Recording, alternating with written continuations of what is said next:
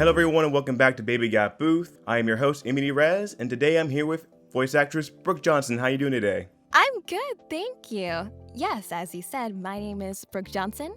I'm a voice actor. I've been doing this for 2 years now, and thank you for letting me onto your podcast. I'm very excited for what we're going to talk about today. Not a problem. Where are you recording from? I'm actually recording in my booth right now. It's a little small, 4x2, but I make it work. It's home. Home and done voices and a lot of projects for it. Is it like a closet, or did you just like kind of makeshift your own kind of box? Oh, it is a closet, actually. That's yes. where they all start out. Yep, still in here, but we make it work. Everyone starts out in a closet. They get bigger overall. Yep. I see a lot of more professional voice actors. Like they just have their own. They just literally built their own studios, and I don't even want to know what that costs, but I guess it's worth it. You use it for work. Yeah, it's impressive too. Yes, they're also fancy and unique. Just the possibilities and the customizations for each of them. Oh, they're so pretty. I mean, yours looks pretty good. You have sound trimming, which I have none of this in my room, as you can hear. Oh, it's been a hassle, honestly. But you know what? It's fun. Have a little bit of difficulty and trouble putting it all together, but you know what? It's worth it. Because I guess sound quality is I've heard, the most important thing when it comes to that profession. Because you sound like you're in a tin can, doesn't matter how good you are at acting. Yep. It's just it can make or break a lot of stuff. So it's this part is very crucial to the recording process. How long have you been at it for? I've been at this for now 2 years. I actually hit my 2-year anniversary this week, actually. Congratulations. So, thank you so much. It's been a journey, and I'm excited to continue and see what else is in store. All right, so obvious first question. How'd you get started with this journey? Oh, that is a great question. So, I actually started beginning of January of 2021. I was here, it was a day after New Year's, cleaning out my closet, and I'd found this little USB mic that I had back when, all the way back when I was maybe 12, 13, and I did little Minecraft role plays with my friends. So, I was a little voice actor back then as well. Had to be my mic and Minecraft? everything, I thought it was a pro. Yep, Minecraft. It was great. Very It was much great? a fun time to be alive. Yes, very much so. Is it up anywhere? No, I don't think so. We really just did it for fun. But it's great, so you need to show everyone else. Yeah, it was fun, just doing different voices for all of these different characters in this fantasy setting. We are very much fans of the medieval ages, so a lot of our role plays were set in that timeline. Yes, so I found that mic, and I was like, oh, you know what? I remember I did voice acting all that time ago, all those years ago. What if I did it again? Because, we were still in the midst of the pandemic, and with school and everything, we were at a half hybrid schedule at this time. So we had cohorts assigned to us by our last names. So group 1 and 2 would go in on one day, and the other 2 groups would stay home and do digital learning. So I was still home a lot for a lot of that time. And so I had a lot of time to explore and discover these new hobbies because I was a athlete before the pandemic started. I played volleyball and I believe I also did tennis as well. And voice acting, that was not even a possibility or even something I thought of until the pandemic hit and I was home. So I started there. Started up on Casting Call Club, the website where a lot of people start. Mm-hmm. And shot my shot, did a few auditions, eventually got cast, got to meet a few friends, and then it began taking off from there. Okay, so you kind of found a bit of community to start out with, so and to Yes. learn to support you in your endeavor. Yep, create a small circle. Yeah, continue expanding and connecting to new people. And then I created a Twitter account, and I think that was one of the monumental parts of That was a great the journey. idea. Yes, it was. Twitter, is notoriously known for some of the stuff that happens on there. So at first I was like, do I really want to join Twitter? Do I really want to get myself into that mess? And I decided to, and it was one of the best decisions I've made so far for my career. How to help you specifically? It helped me a lot in finding a lot more casting calls on there for original projects. Oh, okay, yeah. Yes. And a lot of networking as well, and creating relationships with more people. that and like making a presence for yourself, marketing, all of that. All in all, it's a very good business tool. Yeah, that's one of the great things. One of the few great things about Twitter is that it's great. It's more like it can be a great artist kind of LinkedIn, to where LinkedIn just has like business people and business connections, which is boring and stupid. But Twitter, through its faults, it's like artists just sharing their stuff and talking to other artists, and you're able to find, I say, more quality than like a lot of other sites, because there's so many people on there showing so much of their work. And you can just like kind of tweet out something and hopefully filter out bots, and then you can find some good people for your project. Yes, and it's just great because like you're talking to all these people who have the same interests that you do. And then from there, it's like you can create a friendship with these people and you like help each other out. It's fun overall. The voice actor community on Twitter is honestly a great place. Everyone is there to lift you up. Everyone is there to help you when, you're feeling down, you're having like thoughts of like self-doubt and all of that, because we all experience it. We're all human. We're all normal. We all have those thoughts of we're like, oh my God, I'm not sure if I can actually do this. But the voice actor community is very, very supportive, and it's an awesome place to be in if you're new and you're interested in voice acting. Yeah, one of the few communities I've noticed, because I follow like a lot of voice actors on Twitter, really only uplifts. As far as I'm aware, there's not a ton of toxicity. I'm sure there's toxicity like in any group. Yeah. But it's very supportive and not a lot of like jealousy, especially like within roles. It's like even like referring to other people for roles that might be better than even you. And it's all about like lifting each other up. And when someone sees that someone may have a shot for that opportunity that was posted, there are so many people that do that in this community. And it's amazing to see, really. In this world, it's like all for one or all for oneself. And here in the community, it's not really like that. It's about, okay, I might not be fit for this opportunity, but who do I know that could be fit for it, that could get it instead? And that is like one of the great parts about this community, that you're always helping someone out. Just competitive, but still as supportive than a lot of other artistic fields, especially. Yes, very well put. Yes, I would totally agree. What kind of roles were like your first? Like you said, it was on Casting Call Club, so was it like some small paid projects or like Sonic OCs? What do you think? If we're talking about original ones, I know my very first one that I got cast for was a girl named Marceline for a project called Experiment Isolation. I love her a lot. I talk about her a lot. Anytime I get to talk about her, my face absolutely like lights up. I love her a lot. This was maybe 6 months into my voice acting career, so this was like June 2021. Yeah, okay, that's probably so not too long into it to where you found some sort of role. Like sometimes it takes a long while to kind of get situated with your equipment and even like your acting style. When you said Marceline, I laughed because I thought it was like Marceline from Adventure Time, like an Adventure Time band dub or something. Oh no. Yeah, she was my first role. She's very eccentric. She's very energetic. She has a very Phantom Thief-esque vibe going on to her, and that's what I really love about her. She's very theatrical, she has like a lot of eccentricity to her voice that I try to put in there. And she has a very interesting story. And the fact that I have gotten the opportunity to convey it is one of the biggest honors that I've had so far while voice acting. Do you have a background in theater? I have a small background in theater. But it's still there. Yes. Mm-hmm. Seems to be the common thing in all of you. Yep. It's like a common trait between some voice actors. And even if you don't, still want to have an interest in acting, yeah, go for it. Speaking back on that, what kind of characters you would like to play? Like, if you had a choice of like, you could get this part or this part, what would you go for? Oh, definitely my little mischievous little characters. The ones that are always plotting, the ones who are always trying to pull those silly little tricks and be a little silly, if you get what I'm saying. I love those types of characters a lot. And then my characters that are also smug and also like, to have like snoot or snarky remarks at any given opportunity. I love conveying that.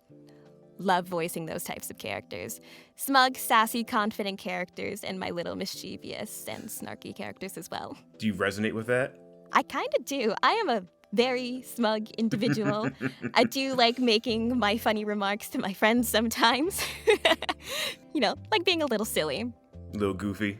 Yeah, little goofy. You gotta be a little bit to be a voice actor. Again, that's another thing I see with all of you. Are you introverted? I would say I'm a bit of an ambivert. Depends on the day. Ambivert. That just means you're an extrovert, which I like to stay inside a little bit more. Yeah.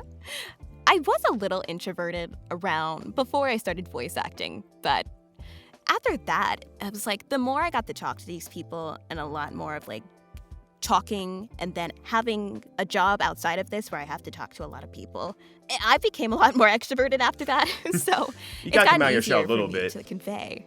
Yeah. You gotta come out of your shell a little bit. Because you can't just like whisper into the mic really softly, unless maybe that's character, but still, you gotta like, if you're gonna play an introverted character, you gotta come inward more instead of go extroverted to introverted. Yep. It's like if you can put like a little piece of yourself in that character and then also apply those character traits that the director or creator has laid out for them, what they've created. It's an interesting process because it's like your thought process combining with what the director has for that character. And it's a very interesting product overall when you come out with a voice for that character and it fits. Because that voice can convey a lot. It can convey how they're feeling. It can convey how timid they are, how outgoing they are.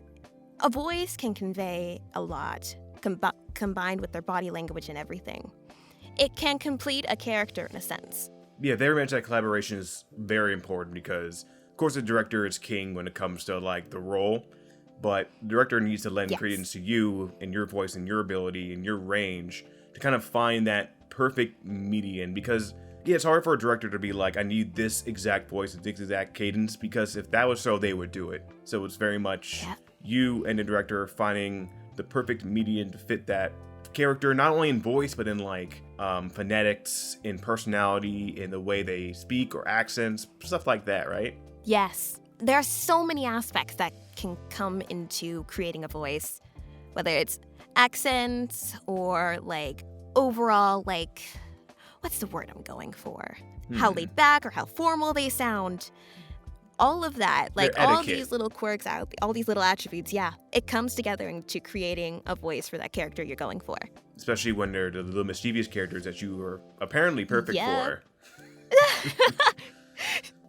I've been told that my voice and my overall personality is pretty much a shoo-in for a lot of those characters. Becoming a little gremlin, you know, that's fun. It's fun to do. Is there another kind of character maybe like a little bit further than, not further than your range, but right at your range you like doing, like someone, say, formal or heroic or what? Actually, I do have a character. She's actually on the opposite spectrum of Marceline. She does actually kind of sit at my normal range where I'm speaking at right now. Winona for Project Eden's Garden. It's a fan game that I do enjoy voicing in, and there's a finesse in her voice that I do convey in her, one that Marceline does not have. Marceline's is a little more raspy and like way up here, meanwhile Winona's is like down here where I am at right now. Very smug, very confident. She knows who she is. She is, I would say she's a little confident, too confident in herself, but you know, when you're a billionaire and I would say probably yes. Well, it's obviously I could take in a you. few notes from her. It's obviously in you if you could play her. That is true. Say she knows who she is. She's a billionaire. You know, people know who she is. She's very fun to play. She's very smug, very, I've already said it, but I can't put into words how much I love playing her. I can see it on your face. I can see it on your face. So I found you on Twitter through like your visual / like your demo reel. Oh, So what's like the process behind creating one of those? Like I know it's very important to like really create a voice acting career instead of kind of settling for like the kind of smaller roles. So what was the process behind coming up with that and then creating it? This was like around when I was around a year into voice acting. And so while demo reels are kind of conveyed as like a be-all, end-all because there are a lot of like demo reel casting calls where you can go and submit them. And if you don't have one, then, well, unless they accept sample reels or anything, well, you're out, buddy. And unfortunately, that's a a lot of the case for a handful of casting calls on Twitter. But a demo reel is really supposed to define and state what type of characters you're good at voicing at, your emotional range, your range too even. But even if you don't have a sizable range, that doesn't really matter. If you can act, and you can act convincingly, that is what directors are looking for. And that is what a demo reel is for, basically, to show how well you can act in any certain situation. You said, can you repeat your question one more time, just so I don't get off topic? No, don't worry. Don't ever worry about going off topic. It's very much welcomed on this podcast. I love going off random tangents and talking about anything else, but I guess if you want to stay on topic, we can. What was the process of like coming up with it, like scripting it for like to show that range that you have, and also creating like the art and the music and the like visuals of it? Yes. So for scripting, I actually went to one of my, she's a friend of mine, good friend of mine, Red Aller. I don't remember her Twitter handle at the moment right now, but I went to her for my script. And basically, the guidelines were, all right, so you need to have a list of 8 to 10 types that you can do, and if you can link clips to them, or other clips that can show your acting range in that type, all right, cool. And then I can start building a script off of it. So I came up with around 8. It was leader types, children, and let's see, say young adult women voice types that I had, and I linked clips to all of them. I sent it off to her, and she was like, okay, that's awesome. And within like a month, I believe, I had a script in my hands. And then after that, that is where a lot of the fun starts. Script writing was also a fun part, but now it comes to recording, audio mixing, processing, all of that. So when it came to recording, I had one person that I absolutely admired their demo, and when she was saying that she had director coaching services, I was like, oh my goodness, I totally want her to direct my demo. And her name is Logan Digma. So as soon as she said that, I went straight to message her. I was like, hello, I'm a huge fan of your demo, and I saw you had your services open. So could you, by chance, direct my demo? Yes, please. And she was like, oh, yeah, definitely. And so that was sad. We recorded my demo. She was so friendly, made me feel at home, and we produced something amazing. So I'm not sure if her services are still open, but if they are, totally recommend her. She's awesome. Love her. She has very great directions, and she was very clear in what she wanted, and I really appreciated that. So it's more helpful to have someone direct you for your own demo reel? Yes. So I already had like an idea of how I wanted to convey this. But then when she was like, okay, I like that idea, but how about we do your idea, but we also add a little bit of this in here? Because it's like, okay, cool. So got the voice down, but we're also trying to convey a scene here. Because with the voice, there's also background effects, music, and also sound effects. But your voice really has to carry this scene. So it was like, oh, all right. So instead here, why don't we sound a little more smug here in this snippet? You can add like a little laugh in here, and then I think that would really sell it. And that was for, I want to say, my 4th scene, where it was a getaway chase. And it was like, okay, so you're a really smug mafia boss, and you're just getting away with the police cars chasing you. So, and your driver is worried, but you don't give a care in the world, right? They're not going to catch you. How are they going to catch you? They can't, because, well, that's how good you are. So be nonchalant, be smug, and, really sell it. That was one of my favorite scenes that we recorded. Definitely one of them. So it sounds like a director can kind of reach outside of your own head, because of course you have the idea, but you have like this ironclad idea in your head, but they can reach out for more specifics or just bring out more of the character than you can by just recording by yourself, pretty much. Yes, and if they think there's something more that we can add to it, that makes it even better. That's the director's job. And even if it doesn't come out well in the end, okay, that's cool. Well, we already have a few takes here that we really like, so you know what? We tried it, and it was still a really good product overall. So you know what? It's fun. It's part of the process. Really fun. Get to explore. What about the What about the OC and design? 'Cause that's what really caught my attention. Like, this is really cute. I want to know about that kind of stuff. Oh, my character design, like my profile picture? Yeah. Yeah. Oh, actually, it was really just a persona that I had for a while now. It was actually designed by one of my siblings, actually. She gave it as a gift to me, and I was like, oh, this is so cute. I'm going to use it. And so, we added like little tidbits over time. We added a frog hat because I had a small obsession with frogs back then. I still kind of do now. Frogs are really cute. And even now, she has like little froggy serpent ears, and that's really cool. And the cute little iconic frog beanie, beret, whatever you want to call it. And blue overall, I was going for very much a pawn/leg aesthetic when it came to my marketing and overall look of how I wanted for my profile. Various shades of blue, green, aqua, teal, all of that, because it's pretty.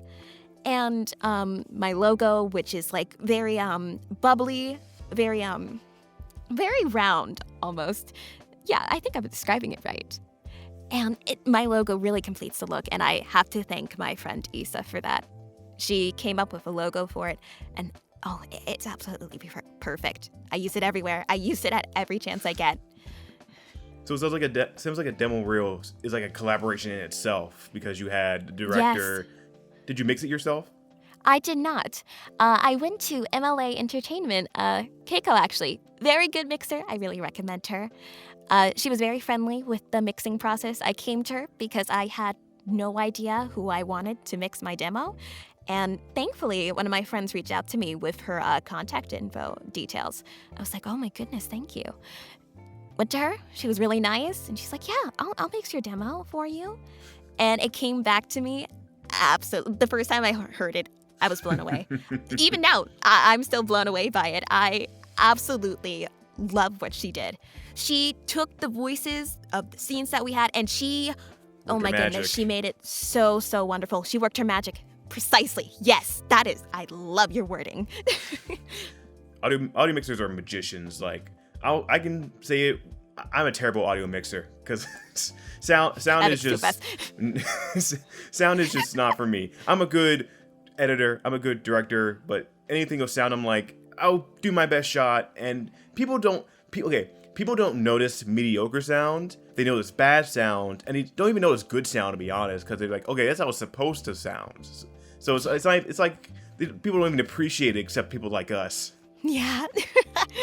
But it's just like, it's so amazing because like it's overall a work of creativity from each and every individual. And her creativity was like impressive, outstanding, amazing, just overall like really impressive and inspiring and motivational for me. So like I said, it's a collaboration of the mixer, of course, your acting, the directing, the OC, the lettering, down to the nap, but it came out with a very professional looking project. And it's like, it really does matter if you click with that person or not, because a demo reel is like your calling card in a sense. Yeah. It shows who you are, what you can do, all in under 90 seconds or less. I know for professional fields, it's like 60 seconds or less, but like for the indie field, 90 seconds is like the golden standard. Indies are more fun. Yeah. A little more laid back, but you still gotta show your stuff. It really does matter who you work with, if you click with them or not, because you are trying to make something special and to show who you really are. What exactly is it about you that you can sell so convincingly that the directors have no choice but to take you? And I'm lucky that I clicked and connected with all of these amazing people. And they made this process so much more fun because I went into it thinking it was going to be scary. I had no idea what I was doing, but they helped me. They helped guide me along the path, and they helped me create that wonderful demo that I have right now. And I couldn't be more thankful. It can be scary of the wrong people, but luckily you found all the right people. Put together a little Ocean's 11 team of. It was like an all-woman crew. Sounds like, right? Yeah. Wow, good on you. You usually hear that often. I'm trying to think of other little Charlie's Angels. No, there's only 3 of them. I don't know. I'm trying to think of a movie of like an all-woman cast, but I don't know that many movies like that. I don't know. I'll think of it later probably. But yeah, it was great. Great process, and I can't wait to do it over again when I feel like I need a new one. Yeah, it just shows the power of Twitter, the power of networking collaboration. It's not just about getting work, it's also about making better projects with the people around you, even if they're not like close to you, thank God. Because around where I am, there's like no artists whatsoever. I'd be kind of on my own. And that's the wonders of the internet as well, getting to connect with all these people all across the world. It's amazing. It's honestly a very amazing thing. Because, well, without the internet, well, you couldn't really do a lot of the stuff that you could do. I mean, I know Hell no. On my end, I definitely couldn't. Yeah. If there was an internet, I don't know what I'd be doing right now. Yeah, right? Literally. Well, wouldn't be recording this podcast. No, we would not. Wouldn't even hear about each other. I wouldn't even know what a voice actor is. I thought cartoons were real until I knew what the internet was. So do you have like any inspirations for either your characters or just your voice acting inspirations in general? Like someone who inspires you personally or like in the more professional field? Oh, I definitely have a few. I actually did really started getting into voice acting more seriously after I played Persona 5. One of my favorite games of all time. That made me start this Love podcast. the voice acting. Yes. Love the voice acting, love the game, love the story. All in all, I love playing it. I would play it again. And Jeremy Lay and Erica Lindbeck's performances as Makoto and Futaba really, really resonated with me. I loved the direction that they took for their voices. And overall, I was like, oh my God. Xander really inspired me. Yes. All the voice actors on that cast are fantastic. All of them are awesome inspirations. Yeah, something to look up to, something to work towards, honestly. I love playing that game as one of my main things to go to if I feel like my motivation's low or, I just need to see oh, okay. And hearing their performances over and over again never fails to inspire me every single time. I love them. I love each awakening scene. They're all so emotional, raw emotion coming from that character, from their voices. And to achieve that level of emotional intensity is amazing. Who's your favorite awakening? Oh my goodness. I'm torn between either Futaba or Haru's. I love Haru because I see a lot of her in myself. And I love her story. I love it so much. She's just so sweet, and she's honestly one of my favorite characters next to Makoto. I love Makoto. She is... her name describes her in one word. She's the queen. Okay, have you played Strikers? I did. Okay, yes, I did. I placed it on pre-order, and I loved it. Haru's used to be my favorite, but then I heard Zenkichi's, and he's my favorite. Oh, yes. Oh, I remember hearing him and his awakening. I was like, oh my goodness. Oh my goodness. It was so good. Have you heard the Japanese version? I don't believe I have. I did not. I know I played Persona 5 with the JP voices on one of the playthroughs I did, and loved it. All the casts are amazing. Yeah, because loved it every single time. What I look for in one of those awakenings is just the visceral, just screaming that happens. I think it's very important, and that his Japanese voice, the English dub does it good too, but the Japanese voice is just like a gut wrenching, just cry, and I thought it was beautiful. Yeah, and also dub Sophia is basically the same thing. Yes. And you have to imagine, that awakening, it has to be painful because that mask is practically glued to your face. It is your face. And so it's oh, yeah, pretty much. And it's all right, so you gotta rip that off. And you don't really have a choice. So it's okay, rip it off, Persona. If you don't, you're gonna die. Nope. I'm just wondering, that scream had to be the last thing she ever recorded for that, because there's no way she was able to even speak after that. No, 'cause screaming is very intense and stressful on your vocal cords. It's I admire those people who are able to scream for hours and hours without even feeling anything. I know one of my friends can do it for hours on end, and he's yeah, I'm still set to go. Let's go. Oh my This is God. great. I'm oh my goodness, how do you do that? He may think he is. We'll see you later. Yeah, the performances were just amazing. Loved all of them. And we mentioned Persona Major 5. inspiration. I had to mention the god of this podcast, so I always mention, not for some reason, I love him in every episode, Matthew Mercer. Matthew Mercer, my guy. Man, myth, legend. I love his work. He's a lot of work. I'm not sure if you can love every single thing he's been in. Well, actually, I did get into D&D a couple of months ago. And so boy. I actually, this week, I know, it's, I have a bit of a obsession with D&D right now. But I did begin watching Critical Role Campaign 2 around a week ago. Yes. Before that, I was watching a few of my friends' campaigns just to see and get a vibe for it. I think starting Campaign 2 of Critical Role was, like, great. Yeah. I love the characters. I love Matthew Mercer's DMing style. Like, that's great. Oh yeah, Very it's awesome. it's its own DM style pretty much. It's kind of Yep. some people say it's caught on too much, but I say at least for like Twitch and entertainment, I think it's really fun to watch. That's It's the reason pretty why some fun. people watch it. Yes. Yeah, Campaign 2 is the best to start out with, in my opinion, because it's much more polished, and they clearly done a lot of work since Campaign 1's good to go back on and kind of see where it all started, and then where it goes. Yeah. But Campaign 2 is like, nothing's going to beat it. I've watched a little Campaign 3, and we'll see how that ends, but Campaign 2, I listened to it start to finish, perfection. I love it so far. I love all the How far characters. are you in it? How far are you in it? I'd have to say, I did start randomly. So I chose a random episode to start on. Oh boy. And I started towards the end of it. So the first one I ever started was episode 86, I think. The What? Cathedral. So that is really random, I know. Very random. But I've been starting since the beginning of Campaign 2 now, just to be sure I'm getting everything. And Yeah, I absolutely love Jester. I love her so much. I love her Everyone character. loves Jester. I love everything. I'm more of a Caleb man myself. A little edgy boy that Liam always has to play. Mm-hmm.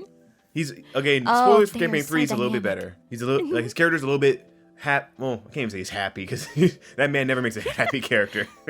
Nope. They're just bi and sad, and maybe a little angry. Yeah, just a little bit. But still, great character overall.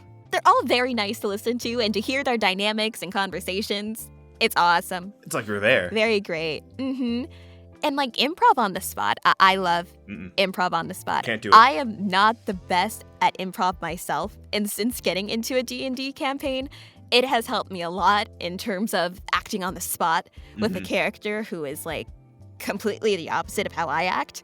So it's very nice. It's nice practice overall. And with a fun story and with the right group of people, it's a really fun time.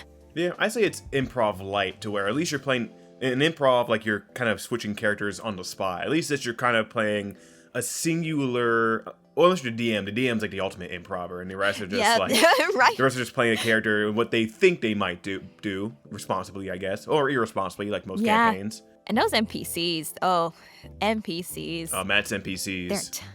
Yep. So many.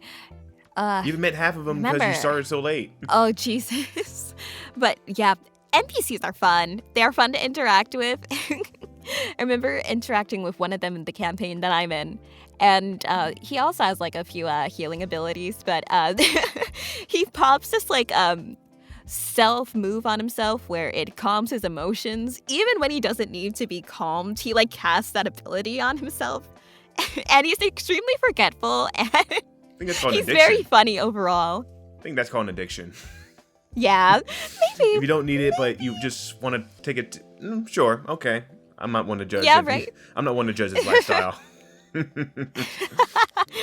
So I had a question. It's like, what's been your favorite, like, that you've done so far? Because in even on your visual reel, you showed like a bunch of them. Do you have a favorite, or could it be Marceline, like you said before? To say I do have two favorites, and I actually already mentioned them in the podcast. I love all my characters that I play. I love all of them. We are all we all have one thing in common in a sense. But yeah, it's definitely a tie between Marceline and Winona, because I got both of them right before I hit my 1-year anniversary in 2022. Oh, cool. And it was, they could not be any more opposite of each other. One of them is energetic and outgoing, and the other one is kind of reserved. She's still an extrovert, but she's very smug and if you were to place the two of them in the same room, only one of them would be coming out alive. I think their personalities absolutely clash with each other, and I could not be more entertained with the thought of them meeting each other. There's just two I have the voices in your head. scenario of like, yes, I have the scenario of like, we're here at a big HQ building. We have a huge meeting and we have this very long table, and all my characters are lined up here. And you just have these two sitting at the heads of the chairs, just staring intensely at each other. They're my favorites in a sense of because I love that the directors know exactly what they want for my lines. I like it when I have very clear instructions, and even if I don't, I do get to like add a little bit of what I'm thinking here into the mix. With Experiment Isolation, the director, he is. I love the scripts. Whenever he sends them out, I love reading them first and devouring all of it. And I'm like, oh my goodness, this is gonna be really fun to record. And I have a blast every single time I'm in there recording for Marceline. It's awesome. And then I send it to him, and he can send any corrections back to me.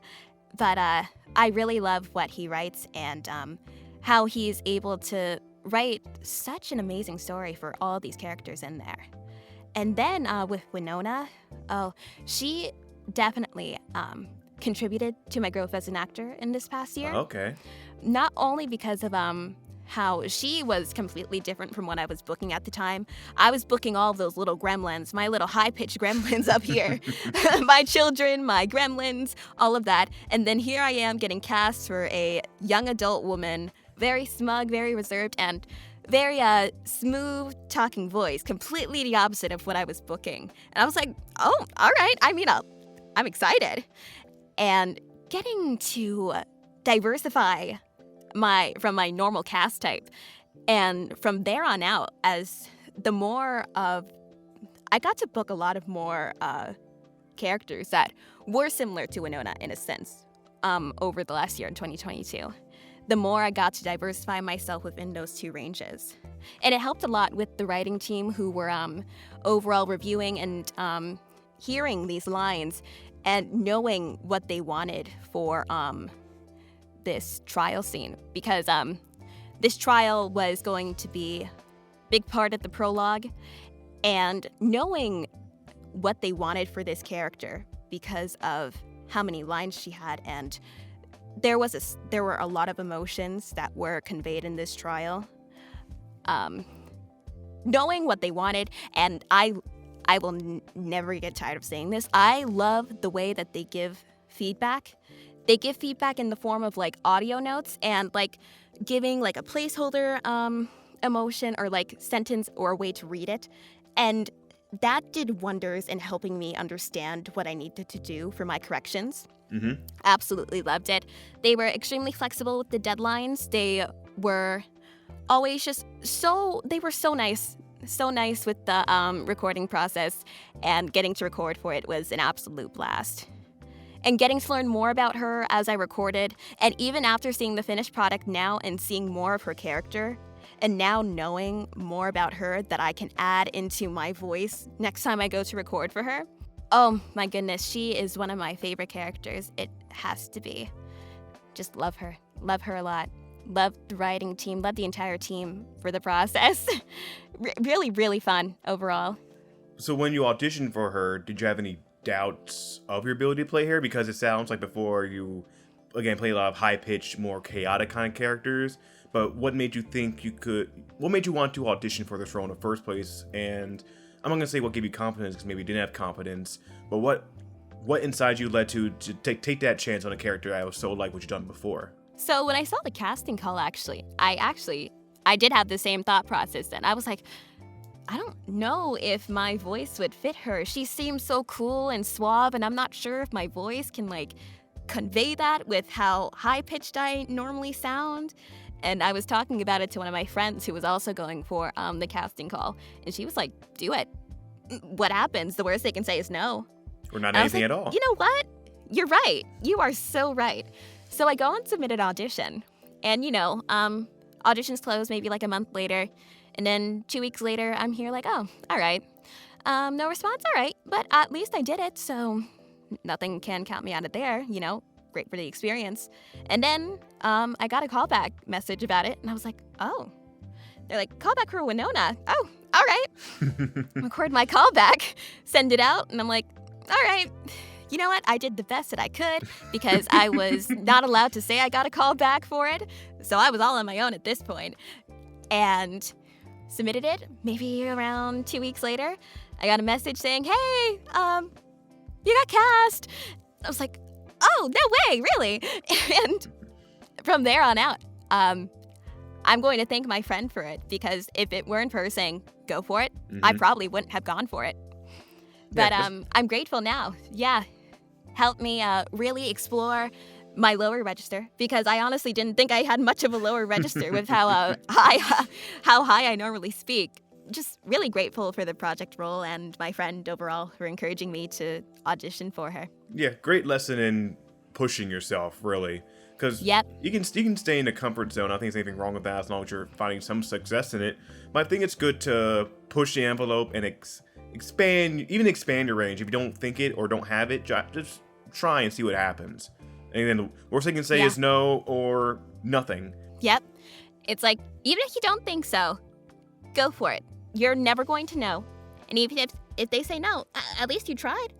And you got to explore more of your range and what your voice is capable of. I often ask voice actors, do you just perform your voices? How do you find the voice you're good at? Do you just talk to yourself in the shower, or do you just go around random people saying random things? Or do you just go in your booth and just go wild?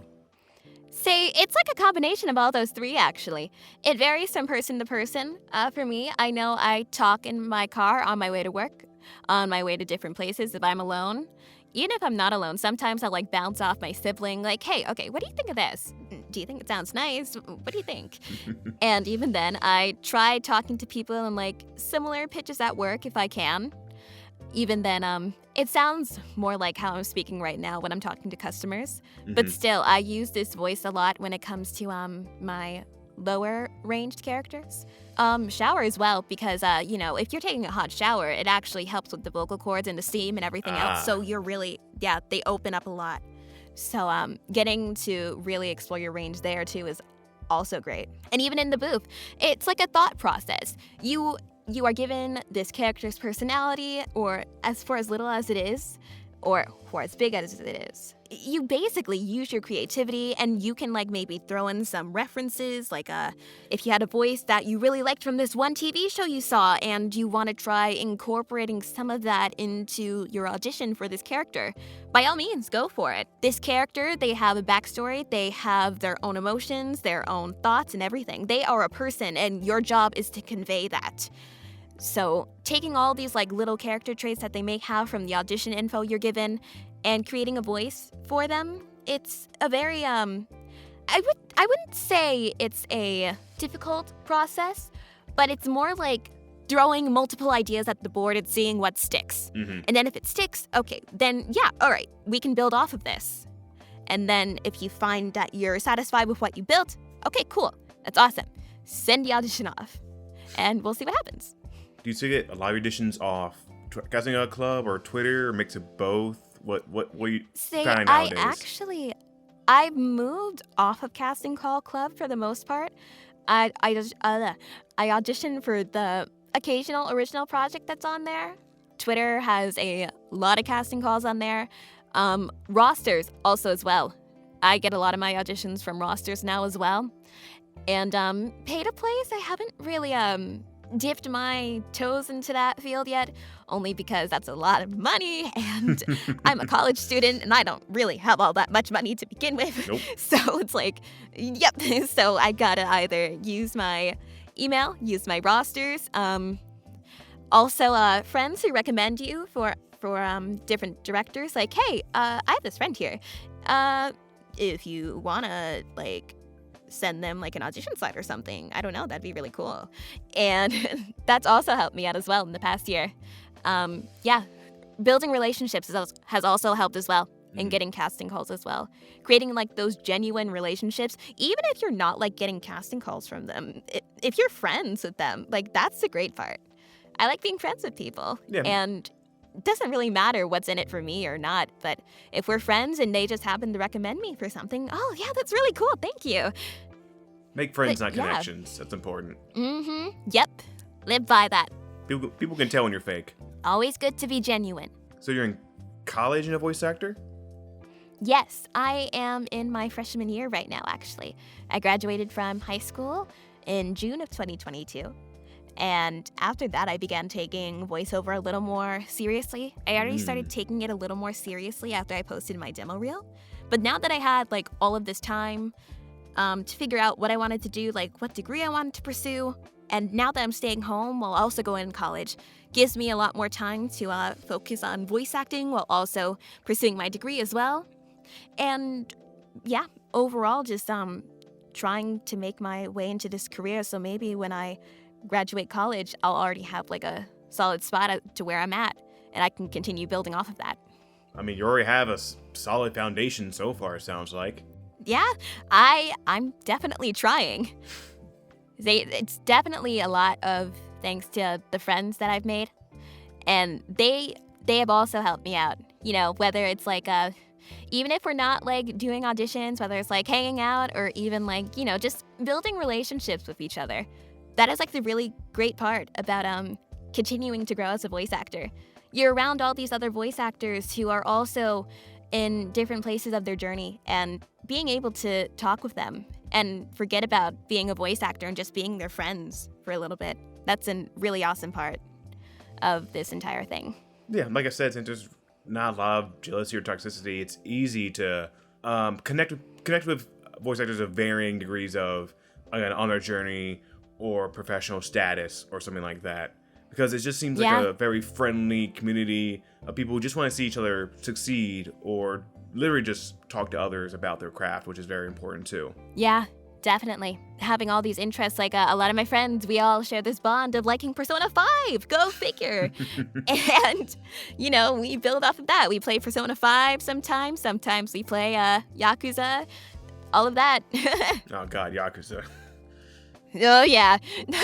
That's a game. That game and a half. That's 2 games.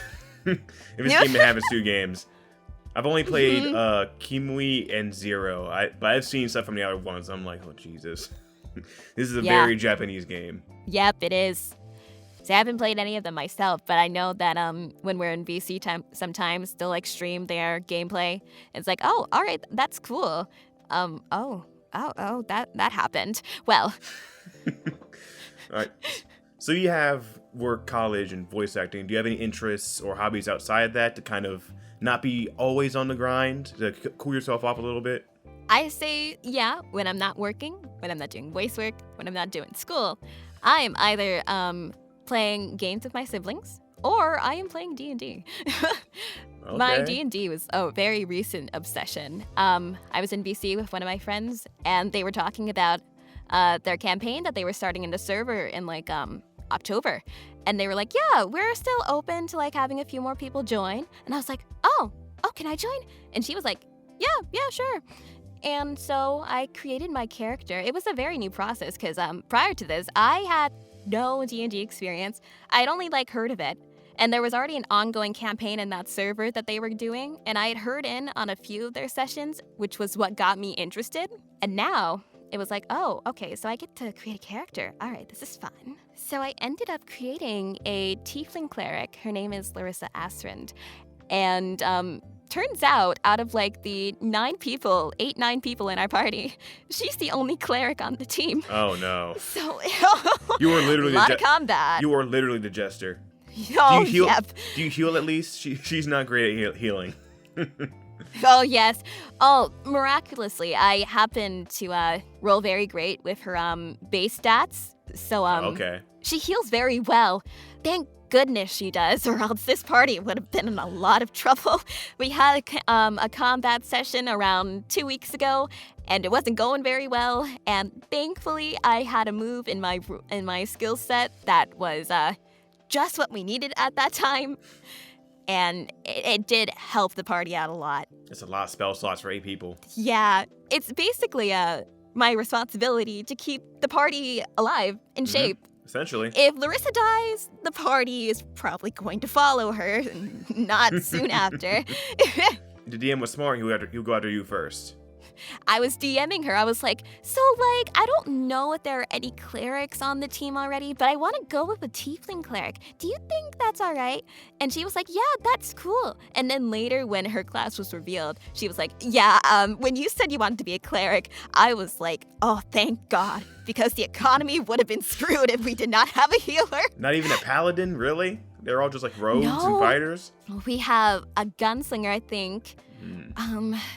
I am not sure if the other classes are not coming to mind, but we have a lot of people in there that are very skilled in attacking and a lot of one-on-one combat. I don't think we have a ranger. No ranger? I don't think so, now that I'm thinking about it. No, none that are coming to mind. Y'all are just stomping people in the street, sounds like, with no ranger, just like Yeah, throwing pretty punches. much. It's nice seeing everyone's move sets because we keep this all a secret. We don't really know everyone's rule sets, so when they are revealed, it's like, oh, this is really cool. What the hell? He's a gun. I want one. Yeah, teach right. Teach me how to use a gun. It's so funny. The youngest person in our party is the one that's holding the gun. You can double class, be a cleric gunslinger. Double class, Yes. be a cleric gunslinger, yeah. Just heal with a gun. That's probably possible. Homebrew that. I like that idea. I'm gonna steal that. So it's an extremely homebrewed D&D, if I recall correctly. Sounds like it. But it's amazing. I love it for my first campaign, and with all of this being friends that are voice actors, no less, go figure. Oh god. It's really fun seeing these characters and their personalities and how they interact with everyone. I could not have asked for a better campaign. Sounds like It is awesome. Yes. There's like a few horror elements to it, and I Ooh. thought I wouldn't be a fan of it because I'm not really a big fan of horror myself. I get spooked easily, but I love it. Last session, it truly was like, yeah, welcome to the campaign. We have a assortment of horror elements, and you just experienced one of them. Does your character have a voice or an accent you do, or is it just you? To say, I believe she does have it. She's very posh. She's very quiet, reserved like this. And I believe her voice is a little lower, somewhere where I'm speaking right here. It's very, I try okay. to act a little more motherly, very soft and very tentative as well. She stutters a little bit, but that's also thanks to me trying to find to come up with words on the spot. But it works into her character really well with the story that I have written for her and what happened in her session 0, which is like, oh, all right, that's perfect. It works perfectly. What's her backstory? Paint us a picture. I just want to know about this character in and out, in case I ever DM her, which I never will. I'm just gonna give a spoiler-free one because if Go ahead. any of the players end up listening to it, they're gonna know her session 0.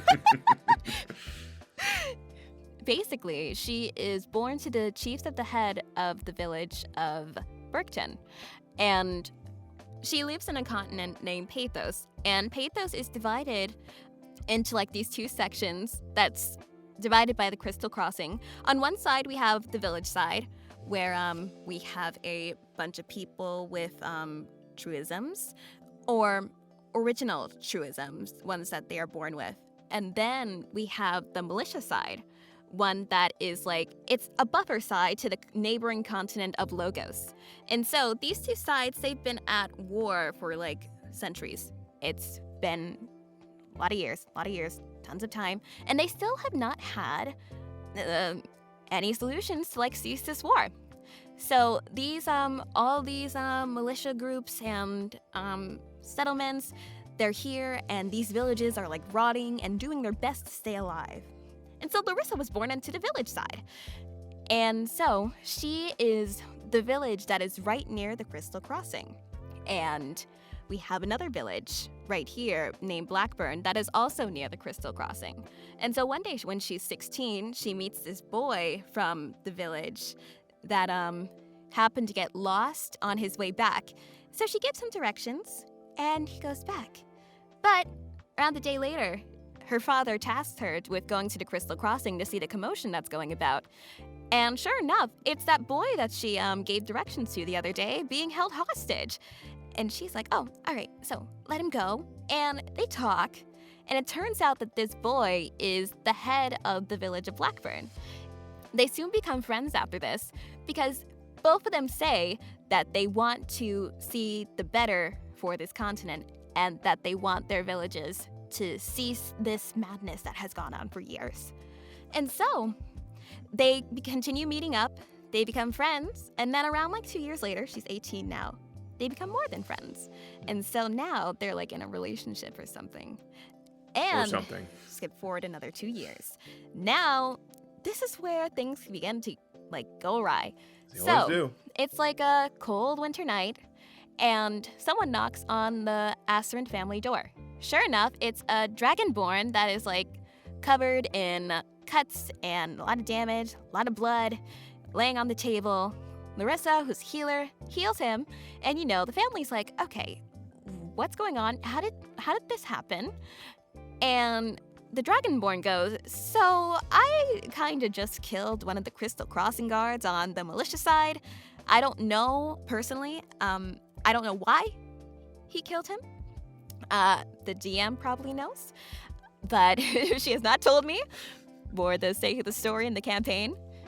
And so, here on out, the tensions between these villages have become even worse.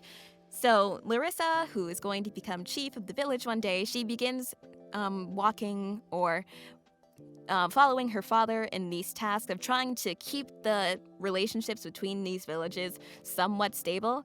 And all the while, she has not seen her boyfriend in months. And, she can't talk to him. And she hasn't even told her parents this because after all of this, her character, she was not one to have friends growing up because of how busy she was with preparing to lead the village one day. Friends, all of that. Who has time for that? You have a village to lead. And so having this friend, it's like, I've never had this before. If I told my parents, and let alone it's a boy from the village that we are supposed to despise, I can't let them know about this. So all the while, she says nothing about this boy. And so we're here. She's like, okay, maybe he'll come up again and we can talk about it. We can talk about this. And no. So around like 7 months after the killing of the Crystal Crossing guard, it's like a July night. All of a sudden, she wakes up to ash and fire, all of that, filling her nose. Lo and behold, her village is on fire. Like, oh, all right. And the person who set it on fire is none other than her boyfriend. Oops. So, nope. She's like, what is going on? What's happening? And all the while, he's not giving her an answer. Boyfriend has already gone into her house, broken in there. Her parents are dead. And now she's over here trying to figure out who here is alive in the village. She happens to stumble across a family of 2 wives and a few children. She heals them, but her boyfriend somehow is able to find her in the group. Her village is already burning down.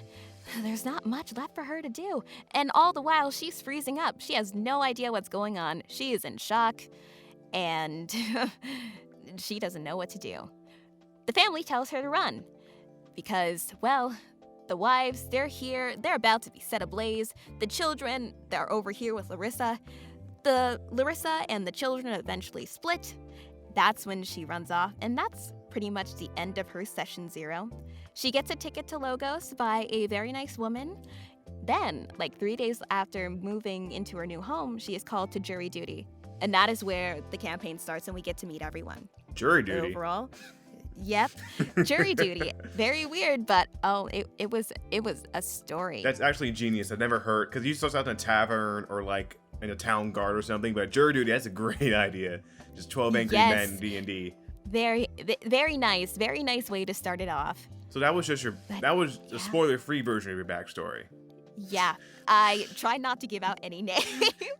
But yeah. So you're one of the characters who like makes a whole textbook and just drops in front of DM saying, "Here's my backstory." Is what it sounds like. Yes, and she actually helped me out. She gave me a lot of the details that she filled in a lot of like the details that I was missing because there was like a few. Like I joined the campaign very last minute. I'm so thankful for her letting me join last minute. And we had my session 0 like a day before the campaign started. It was like, oh my goodness. But we got it all done in time, and she was all set to go. It was very heart-wrenching, getting to like live in that backstory that you wrote and seeing what the DM added to it. Also really great. I love a lot of the ideas. It's what a great DM does, kind of takes your backstory and kind of fill in unexpected holes that just makes it a bit more of a surprise instead of you just going on like kind of a singular destination, really. Do you think you could ever DM? It's great. I'll be honest, with how fun it is, I would love to one day, but it definitely take a lot of practice and getting to know more about the game. Because even now, I'm still learning new things about the game every single day. Like in our last session where I landed an attack hit and my DM said, "How do you want to do this?" I had no idea what she meant by that. But when I was hearing it in like a critical role and DM goes, "How do you want to do this?" I was like, oh, she was asking me how I wanted to like I get that reference. Describe the move in defeating the enemy. Like, I don't know, I just kill him? We okay. Yeah, I was like, I don't know. I was too busy like screaming because the move was so cool. She was like, all right, so this enemy has to roll a Constitution save. They failed. All right, roll your attack hit. And I was like, oh, okay. And I rolled really good. She was like, how do you want to do this, Brooke? And I was like, oh my God, I don't know. I'm like really excited right now. It worked. See, my problem is I don't have the attention span to DM. Because there's too much. See, I know the rules pretty good. There's just too much to keep track of. Especially if it's like a more involved game. To keep track of. Like backstories. See, I commend my DM. Backstories, NPCs. I commend her.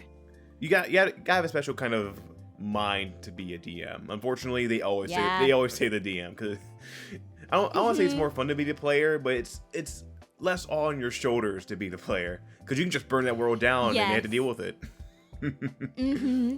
It's like there are so many NPCs. Like I know for a fact that I don't think I had a lot of NPCs in my session 0, but the fact that there's like 8-9 players that my DM has to manage, and there's like a massive amount of NPCs that she has to keep track of.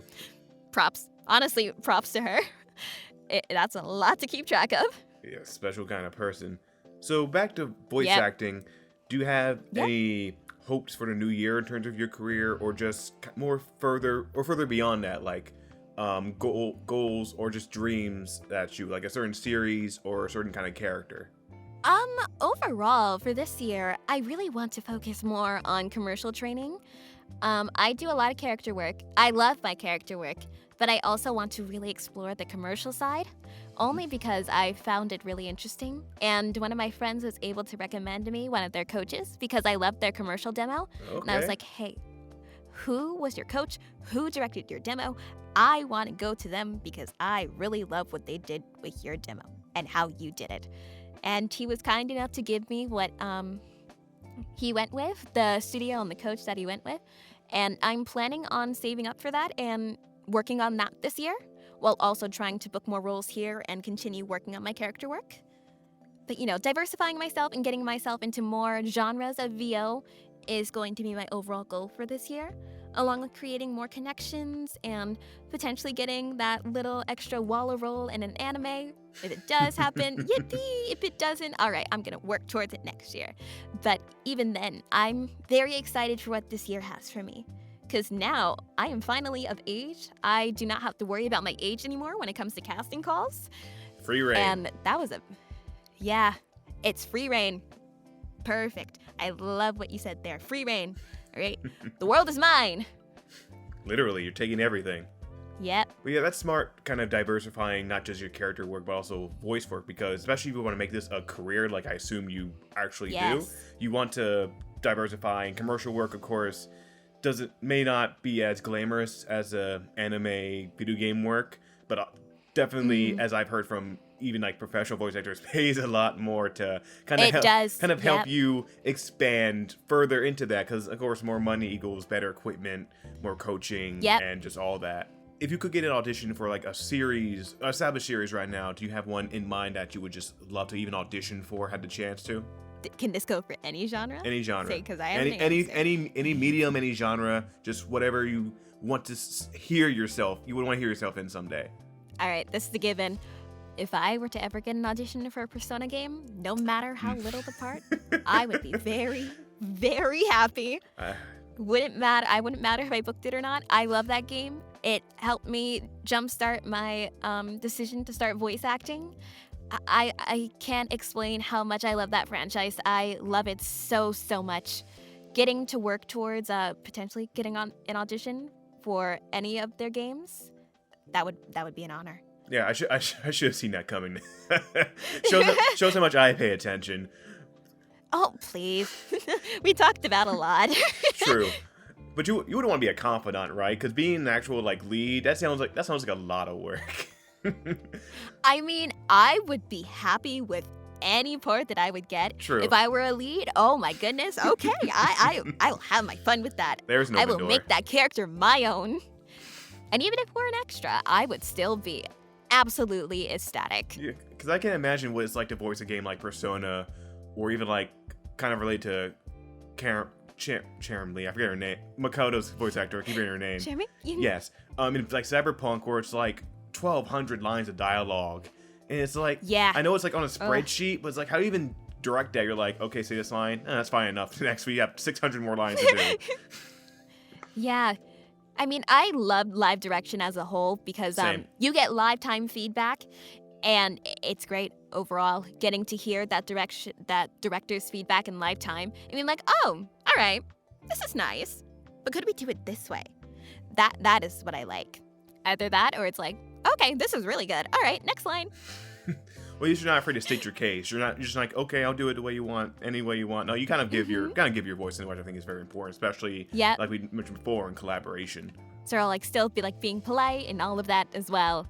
Just making sure that the experience is pleasant for all parties all around. That's what I really try to aspire towards most. Do you watch anime? I assume, I can't assume because you play Persona, because there is a difference apparently. I've noticed. Say I do watch a little bit.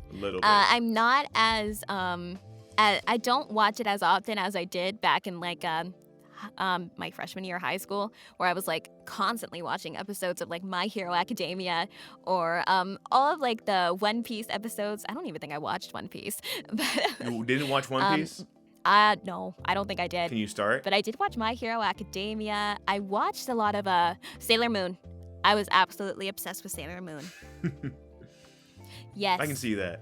But as of right, yeah. I mean, I love my magical girl animes. They have always, I've always loved them as a kid. My first anime actually was a Precure series. I'm not sure if you're familiar with it, but it's a magical girl kids series in Japan. No. It's been going on for quite a while now. A lot of kid shows There's do. Easily 20 plus seasons. Yeah. A lot of kid shows in One Piece go on forever, and you need to start watching One Piece immediately. You would want to play a magical girl, I assume, if you had the chance. Oh, I would love to if I had the chance.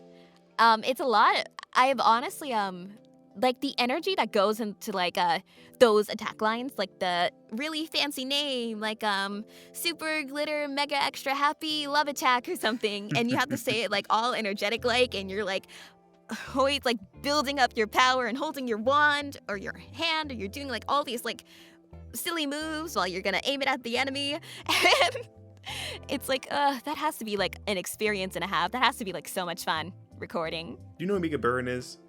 It's not coming to mind. Cause you give off, it's a compliment. You give off Mika Burn energy. And Really? she was in campaign 2 of Critical Role. Oh my goodness! I can't believe I didn't recognize that. She wasn't in a lot of it. She was in 3 episodes, but because sometimes you do guest spots of other influencing voice actors and all that. But that's a compliment. Oh, thank you. But yeah, magical girl animes, they're great. I love watching them from time to time. But now I watch Chainsaw Man. I watched Spy X Family. I did start Blue Lock. I didn't expect to like it, but I actually really do. And then I watch Haikyuu as well. I remember watching that, and I absolutely loved it. It was volleyball, but you know what? I played volleyball, and I like volleyball anime. Right. So. At least you're expanding your tastes outward. You didn't Yeah. stop at the Magical Girl anime. Not dissing the Magical Girl anime, but you need some variety in your anime love, Yeah. especially to be a voice And actor. in my anime taste. In your anime you taste, know? yes. You're not full weeb yet. We'll get you there, but try from our anime. You may get there. No, you answered all my questions really well. You were good at this.